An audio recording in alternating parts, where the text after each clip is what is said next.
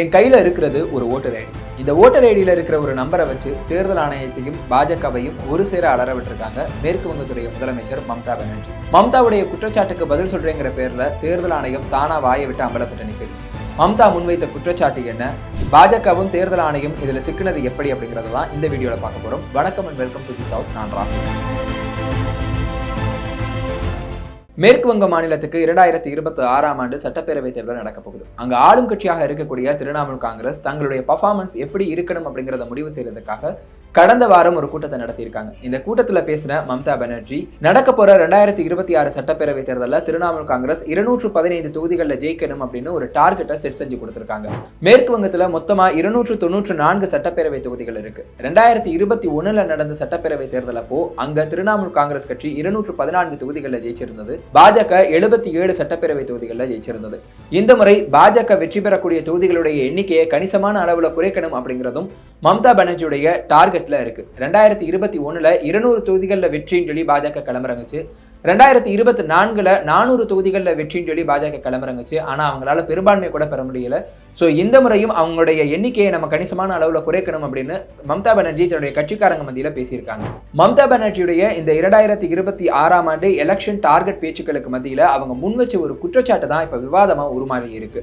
மகாராஷ்டிரா மற்றும் டெல்லி சட்டப்பேரவை தேர்தல்களில் பாஜக வெற்றி பெற்றதற்கு முக்கியமான காரணமா எதிர்க்கட்சிகள் சொன்னது, அங்க இருக்கக்கூடிய எலக்டோரல் லிஸ்ட், அதாவது வாக்காளர் பட்டியலில் அளவுக்கு அதிகமான சேர்த்தல் மற்றும் நீக்கங்களை பாஜக தேர்தல் ஆணையத்தோட உதவியோட மேற்கொண்டதுதான் பாஜகவுடைய வெற்றிக்கு காரணம்னு எதிர்க்கட்சிகள் சொல்லியிருந்தாங்க. ஸோ மேற்கு வங்கத்திலையும் அதே மாதிரி ஒரு நடவடிக்கையை பாஜக தேர்தல் ஆணையத்தோட சேர்ந்து செய்யறதா மம்தா பானர்ஜி அந்த மீட்டிங்ல ஒரு குற்றச்சாட்டை முன் வச்சிருக்காங்க. நவம்பர் மாதம் மகாராஷ்டிரா மாநில சட்டப்பேரவை தேர்தல் நடந்தது. இந்த தேர்தலில் மகாவிகாஸ் அகாடி கூட்டணி, அதாவது காங்கிரஸ், உத்தவ் தாக்கரே தலைமையிலான சிவசேனா மற்றும் சரத்பவார் தலைமையிலான தேசியவாத காங்கிரஸ் கட்சிகளுடைய மகாவிகாஸ் அகாடி கூட்டணி படுதோல்வி அடைந்தது. இதற்கு முக்கிய காரணமா அப்போ சொல்லப்பட்டது, ஆளும் கட்சியான பாஜக மற்றும் தேர்தல் ஆணையத்தோட சேர்ந்து வாக்காளர் பட்டியலில் அளவுக்கு அதிகமான சேர்த்தல் மற்றும் நீக்கங்களை செஞ்சதுதான் அப்படின்னு எதிர்க்கட்சிகள் குற்றம் சாட்டியிருந்தாங்க. மக்களவையுடைய எதிர்க்கட்சி தலைவராக இருக்கக்கூடிய ராகுல் காந்தி மக்களவையில பேசும்போதே மகாராஷ்டிரால ஒரு சில மாதங்களுக்கு முன்னாடி, அதாவது சட்டப்பேரவை தேர்தலுக்கு ஒரு சில மாதங்களுக்கு முன்னாடி 70 லட்சம் வாக்காளர்கள் புதிதாக சேர்க்கப்பட்டதாக தன்னுடைய குற்றச்சாட்டை முன் வச்சாரு. பத்திரிகையாளர் ராஜ்சீத் சர்தேசாயுடைய ஒரு போஸ்ட் கூட ரொம்பவே வைரல் ஆச்சு. 2019ஆம் ஆண்டு நடந்த மக்களவை தேர்தலுக்கும் 2024ஆம் ஆண்டு நடந்த மக்களவை தேர்தலுக்கும் இடையில 5 ஆண்டுகள்ல 44 லட்சம் புதிய வாக்காளர்கள் மகாராஷ்டிராவுடைய வாக்காளர் பட்டியலில் சேர்க்க பட்டிருக்காங்க.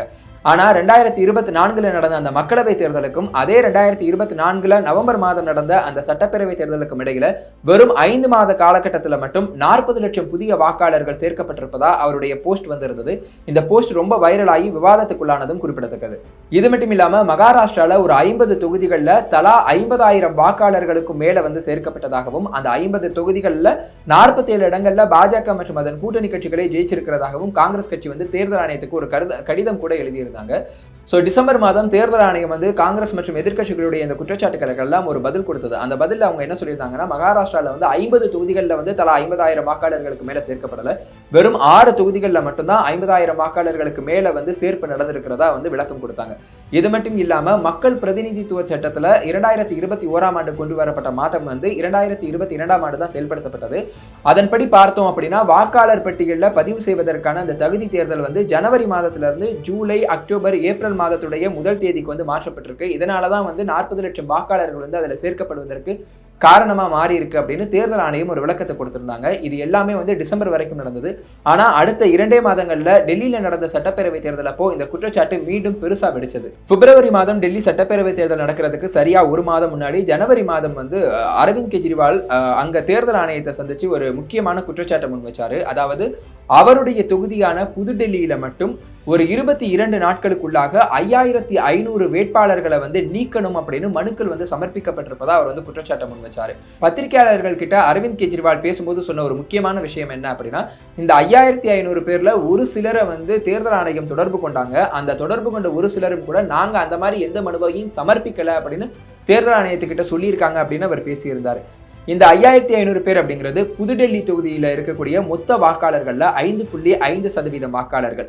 இது மட்டும் இல்லாம ஒரு 13,000 பேர் புதுசா தங்களை சேர்க்கணும் அப்படின்னு சொல்லிட்டு வாக்காளர் பட்டியலில் சேர்க்கணும் அப்படின்னு மனு தாக்கல் செய்திருக்கிறதாகவும் அரவிந்த் கெஜ்ரிவால் குற்றச்சாட்டை அடுக்கியிருந்தாரு. கடைசியா அந்த புதுடெல்லி தொகுதியில அரவிந்த் கெஜ்ரிவால் 4199 வாக்குகள் வித்தியாசத்துல பாஜகவுடைய பர்வேஷ் வெர்மா கிட்ட தோல்வியை தழுவினதை நம்மளால பார்க்க முடிஞ்சது. சோ இந்த மாதிரி எந்த சம்பவமும் மேற்கு வங்கத்துல நடந்துடக்கூடாது அப்படிங்கறதுல மம்தா பானர்ஜி ரொம்பவே உறுதியா இருக்காங்க. இதனாலதான் கடந்த வாரம் நடந்த அந்த கட்சி மீட்டிங்கின் போது மம்தா பானர்ஜி தன்னுடைய கையில ஓட்டர் லிஸ்டோட ஒரு சில பக்கங்களை எடுத்துட்டு வந்து அதுல வந்து ஹரியானா மற்றும் குஜராத் மாநிலத்தை சேர்ந்த சில வாக்காளர்களுடைய பெயர்கள் இருக்கிறதாகவும் அந்த வாக்காளர்களுடைய இபிஐசி நம்பர் எல்லாம் ஒரே மாதிரி இருக்கிறதாகவும் வந்து குற்றச்சாட்டுக்களை வந்து முன் வச்சாங்க. பாஜக தேர்தல் ஆணையத்தோட சேர்ந்து இந்த மாதிரி போலி வாக்காளர்களை வந்து மேற்கு வங்க வாக்காளர் பட்டியலில் சேர்க்கிற நடவடிக்கையில இறங்கி இருக்கிறதாகவும் இதற்கு உரிய நடவடிக்கை எடுக்கல அப்படின்னா மாநிலம் முழுக்க போராட்டத்தை நடத்துவோம் அப்படின்னு மம்தா பானர்ஜி எச்சரிக்கை விடுத்திருந்தாங்க. அது மட்டும் இல்லாம உடனே மேற்கு வங்கத்தில் இருக்கக்கூடிய திரிணாமுல் காங்கிரஸ் தொண்டர்கள் வந்து வீடு வீடா போய் ஓட்டர் லிஸ்ட்டை வெரிஃபை பண்ணக்கூடிய அந்த வேலையிலையும் இறங்கினாங்க. உடனே தேர்தல் ஆணையம் வந்து இந்த குற்றச்சாட்டுக்கு விளக்கம் சொல்வதற்காக ட்விட்டர்ல வந்து ஒரு பதிவு போடுறாங்க. அந்த பதிவுல தேர்தல் ஆணையம் என்ன சொல்லி இருந்தாங்க அப்படின்னா, ஒரு சில வாக்காளர் அட்டைகள்ல வந்து இபிஐசி நம்பர் வந்து ஒரே மாதிரி இருக்கலாம். ஆனா அந்த வாக்காளர் அட்டையில வந்து குறிப்பிட்ட வாக்காளர்களால அவங்களுடைய தொகுதியில அவங்களுடைய வாக்குச்சாவடியில மட்டும்தான் ஓட்டு போட முடியும் அப்படிங்கிற ஒரு விளக்கத்தை வந்து தேர்தல் ஆணையம் கொடுத்திருந்தது.